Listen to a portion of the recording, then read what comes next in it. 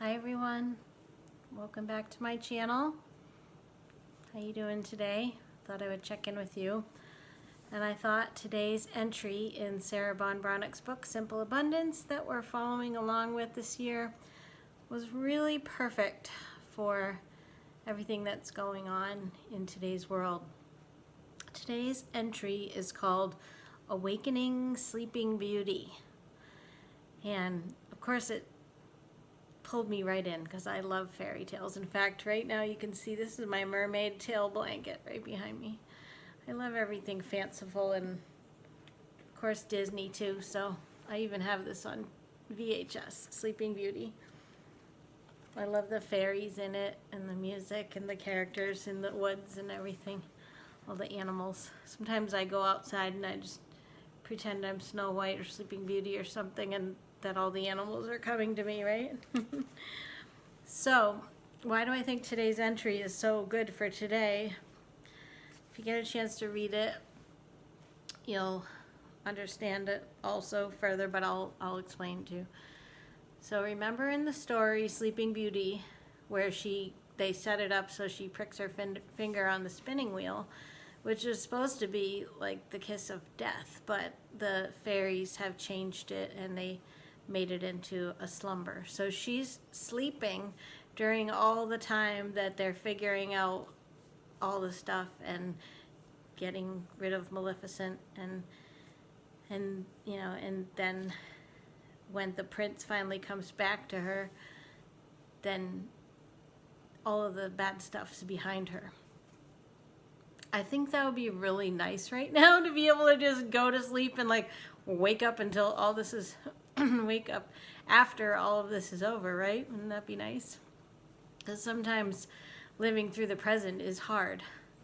You can tell I'm probably, even in my appearance, just much better than yesterday. I was at like basically the end of my rope with my anxiety, and I can report that I'm not working at my little part-time job, and so that's been a big stress off my mind. I will tell you guys, because I don't know how this is going to go, I have been run down, and I don't know, I might be getting it. I don't know. I think a lot of people are. But, you know, I'm not going out of the house. I've got everything I need. I could be inside for 2 months and be okay. So I am just right now just taking care of myself, and I don't have to go to that job anymore. My business stuff I'm doing from home. And like everybody, I don't really know what's going to happen, but I'm there. So back to Sleeping Beauty. Sorry about that little rant there. Aside from just sleeping through everything, Sarah talks about how there might be things that happen to you that in the moment you can't find the blessing in yet.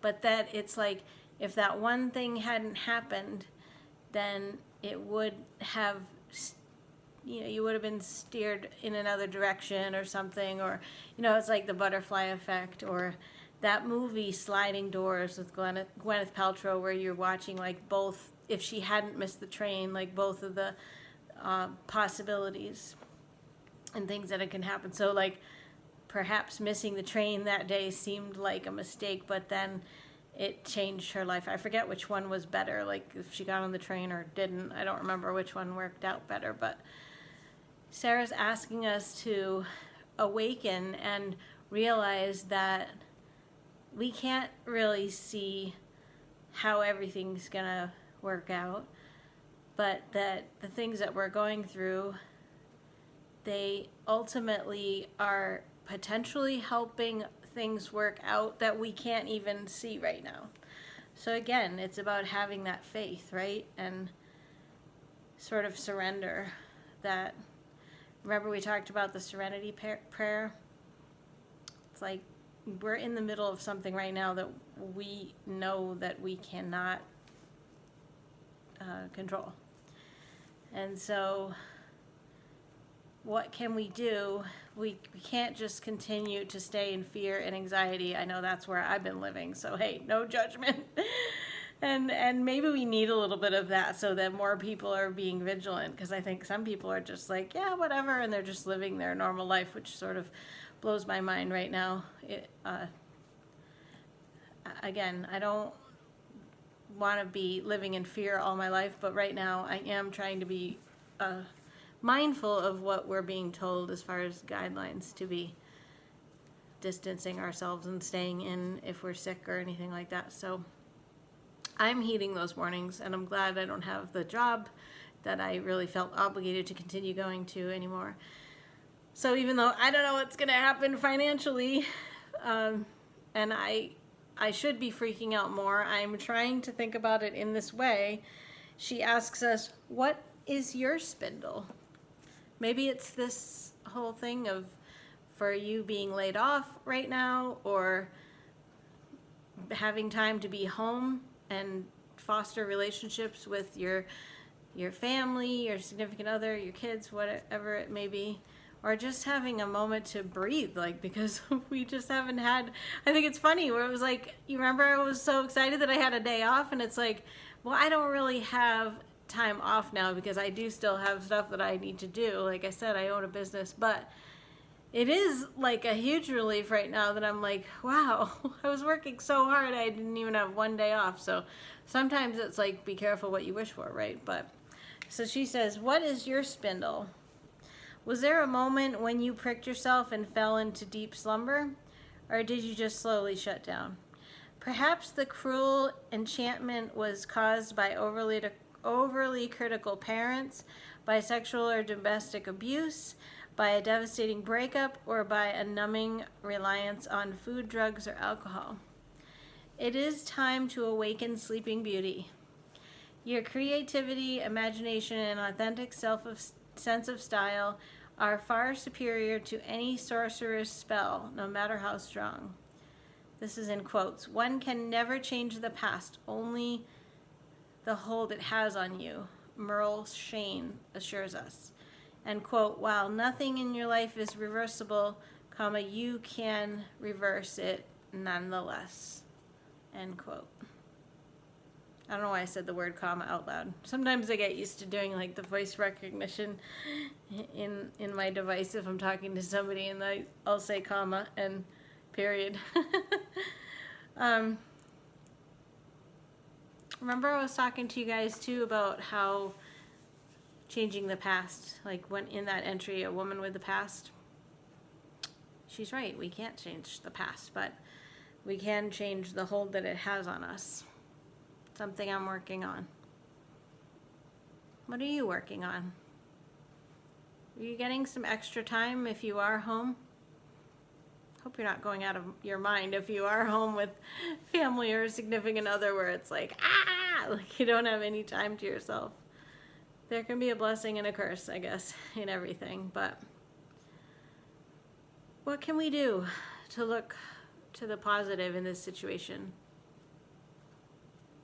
I think one thing I'm trying really hard to be sure I don't do this is to just keep watching the reports of all the, like, this is how many people have the virus now, and this is how many people have died and all that. Like, I'm just trying not to get caught up in those statistics. I want to stay informed in case there's anything new, like if they lock everything down and you can't even drive or something like that. I just want to make sure that I'm aware of that. But I'm trying to limit now my news watching to the minimum. And I know for me, I've been just connecting with people more because everybody's sort of in the same boat right now. And there's a funny little meme that I saw, because I own my own business, but I work from home. So if I'm not out at my part-time job, then I'm home by myself a lot with my cat. And there was a little meme that said something like, it was a funny guy going like that. And it said like, me realizing that my normal life is called, quote, quarantine. Because sometimes it can seem like that, especially if you work from home and you don't have as much human interaction as other people that go into an office all day. That's actually what I really have enjoyed my part-time job for, because it does give me more human interaction. And I really like interacting with the people, but not during this time where they were advising us not to. So I will be here. I will guess I'll have more time to do videos as well. And it's really a nice reprieve from the day to say, oh, I gotta check in with my peeps. So I hope you're doing well. I can tell I'm just like breathing so much better than yesterday, although I do feel like a little tightness in my chest still. So I'm hoping that that's just anxiety and not anything coming on. But even if it is, I'm sure I'll get over it, and I'm not gonna be around anybody else, so I won't spread anything else. I hope you're in the same boat. Stay well. All we can do is try to stay connected and hopeful.